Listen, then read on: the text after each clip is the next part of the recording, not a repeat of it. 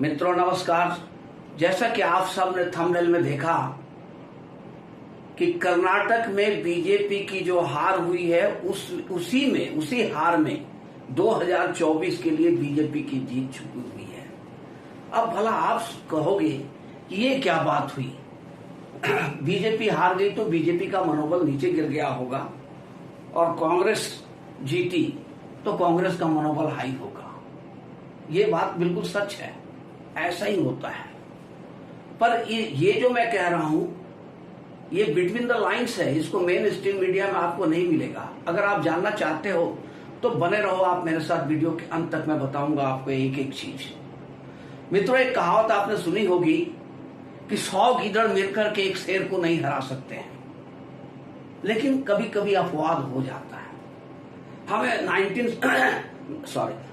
1977 नहीं भूलना चाहिए, जब गीदड़ों के एक झुंड ने मिलकर के एक शेरनी को पराजित कर दिया था, और वो शेरनी कोई और नहीं, श्रीमती इंदिरा गांधी जी थी। तो ऐसा संभव हो सकता है। अब जो मैं ये कहने जा रहा हूं कि भाई ये कर्नाटक की हार में कैसे जीत छुपी हुई है बीजेपी के, से जरा गौर से आप देखेंगे। मोदी के भ्रष्टाचार के खिलाफ प्रचंड प्रहार से, ईडी सीबीआई की सक्रियता से और मोदी की लोकप्रियता से पूरा विपक्ष डरा सहमा हुआ है, दबा हुआ है।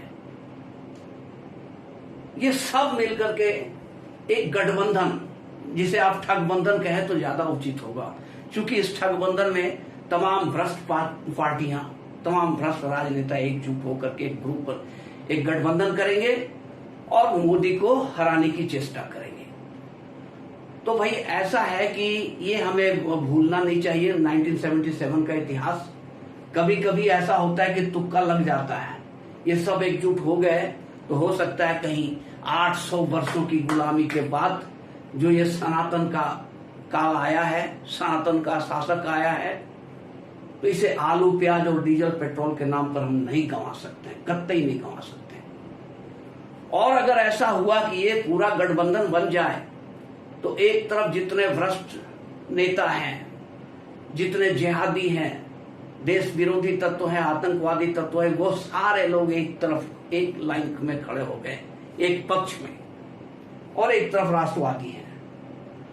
तो कभी ऐसा भी हो सकता है कि ये गठबंधन अगर पूरी मजबूती से बन जाता तो एक संभावना हो सकती थी, बन सकती थी कि शायद मोदी हार जाए।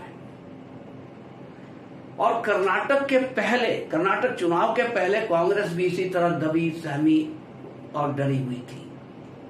पर जैसे ही मित्रों कर्नाटक में कांग्रेस को जीत मिली, कांग्रेस के हौसला बुलंद हो गए, काफी बुलंदी पर उसके हौसले चले गए। और जो कांग्रेस डरी सहमी कुचली हुई थी, दबी हुई थी, गठबंधन के लिए प्रयासरत थी, वो एकाएक अपने रंग में आ गई और उसने साफ साफ कह दिया कि अब कांग्रेस का टाइम है, जिसको गठबंधन करना होगा, कांग्रेस की छतरी के नीचे आना होगा, राहुल गांधी का नेतृत्व एक्सेप्ट करना होगा, और कांग्रेस अब किसी तरह का कॉम्प्रोमाइज के मूड में नहीं रही। तो जो ये बड़ा गठबंधन बन रहा था कितने भी नेता बाकी 17 गठबंधन बना ले, अगर कांग्रेस साथ में नहीं है तो मित्र उस गठबंधन का कोई वैल्यू नहीं है, वो कुछ भी नहीं कर पाएगा। लेकिन कांग्रेस के साथ अगर तमाम विपक्षी पार्टियां एकजुट होकर मिल जाती तो हो सकता था, भले 0.1% चांस हो, लेकिन 0.1% चांस भी होता है, इसे भी माना जाता है कि शायद मोदी हार जाए और जो देश का इतना विकास हो रहा है ये सब कुछ रुक जाए। देश का जो कायाकल्प हो रहा है, सनातन का विकास हो रहा है, सनातन का परचम लहरा रहा है, ये सब कुछ रुक जाएगा।